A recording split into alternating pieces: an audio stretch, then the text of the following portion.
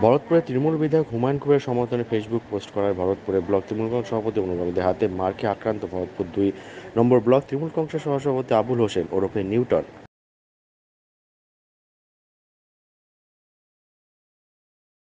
কালকে আমি এই লোকসভা নির্বাচনে এই অদিত চৌধুরী নামক জগদ্দর পাথরকে হারাবার ক্ষেত্রে এবং ইউসুফ পাঠানকে জয়ী করার ক্ষেত্রে আমাদের বিধায়ক ভরতপুরের বিধায়ক হুমায়ুন কবিরের বড় ভূমিকা আছে বা সম্পূর্ণ কৃতিত্বই আমাদের বিধায়ক হুমায়ুন কবিরের।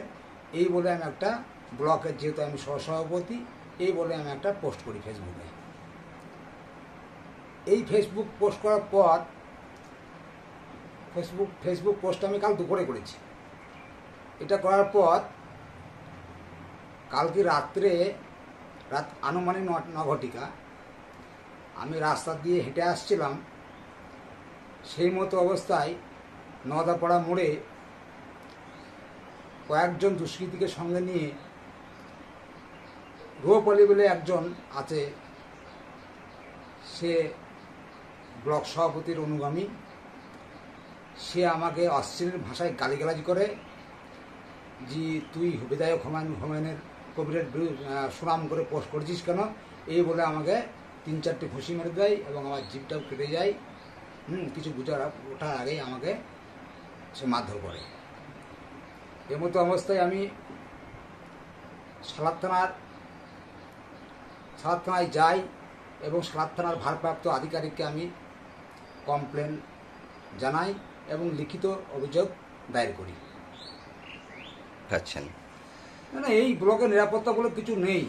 এখানে জমি মাফিয়া চলছে, এখানে সিন্ডিকেট রাজ চলছে।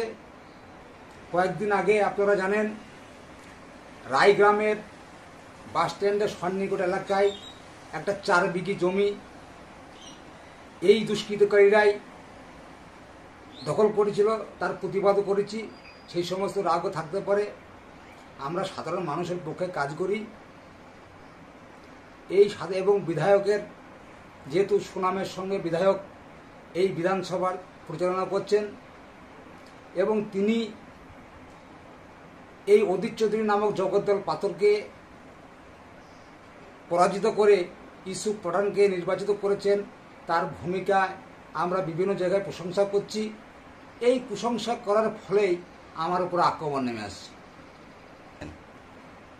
আমি চাই যে এইসব দুষ্কৃতিকারী ক্রিমিনাল যারা ব্লক সভাপতি ছত্রছায় এসব করে বেড়াচ্ছে, সাধারণ মানুষের জীবনটাকে অতিষ্ঠ করে দিচ্ছে, প্রশাসনের কাছে অনুরোধ তারা যাতে বিষয়টা দেখে এবং